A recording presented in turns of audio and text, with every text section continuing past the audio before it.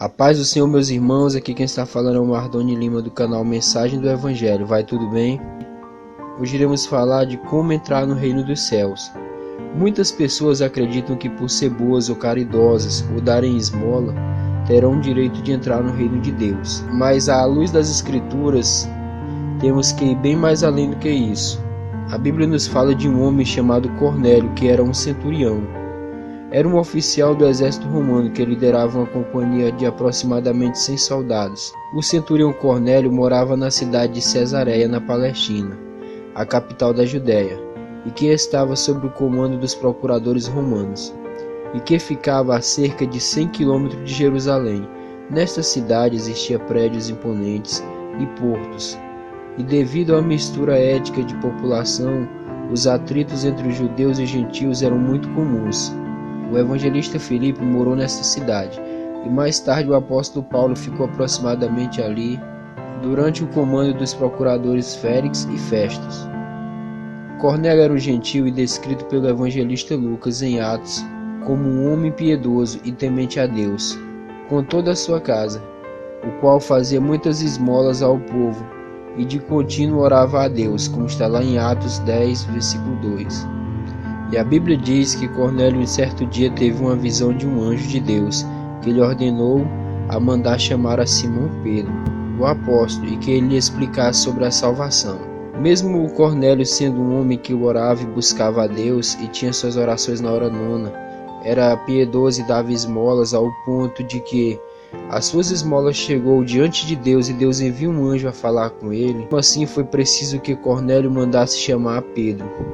Cornélio enviou homens até Jope, a cidade em que o apóstolo estava vivendo naquela ocasião, e que ficava aproximadamente 50 quilômetros de Cesareia da Palestina. No dia seguinte, o apóstolo Pedro teve um arrebatamento de sentidos, na qual viu o céu aberto e um vaso como se fosse um lençol, atado pelas 4 pontas, descendo em direção à terra, e contendo todos os animais quadrúpedes e feras e répteis da terra, e aves dos céus. E Pedro ouviu uma voz que lhe ordenava: mata e come aqueles animais. Mas Pedro se recusou, dizendo que nunca havia comido coisa alguma comum ou imunda. Pedro então foi advertido a não considerar imundo que Deus purificou. Isto aconteceu por 3 vezes, até que o vaso foi recolhido ao céu. Pedro ficou bastante pensativo em relação àquela visão. Deus não faz acepção de pessoas.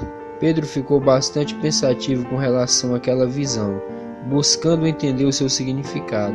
Mais tarde, quando foi conduzido à casa de Cornélio, ele entendeu que aquela visão se referia ao fato de que Deus não faz acepção de pessoas e que a pregação do Evangelho é a salvação pela graça mediante a fé em Cristo Jesus, e tanto para judeus como também para os gentios, em Atos 10, 28 ao 36. Então o apóstolo pregou a salvação através de Jesus Cristo e o perdão dos pecados para aqueles que creem em seu nome, conforme todos os profetas deram testemunho. Ao dizer essas palavras, o texto bíblico informa que caiu o Espírito sobre todos os que ouviam.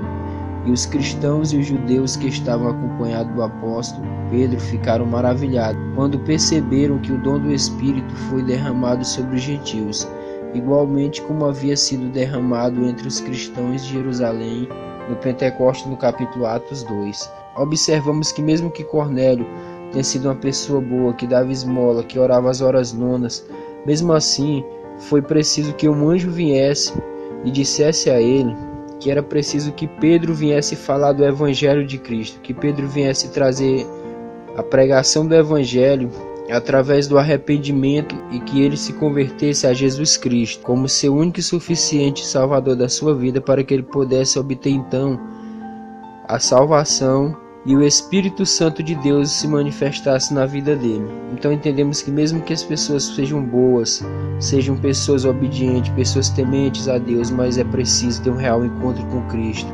É preciso se arrepender dos seus pecados e esperar em Deus, porque só através de Jesus Cristo podemos ter acesso ao Deus Todo-Poderoso e podemos entrar no céu de glórias. Amém.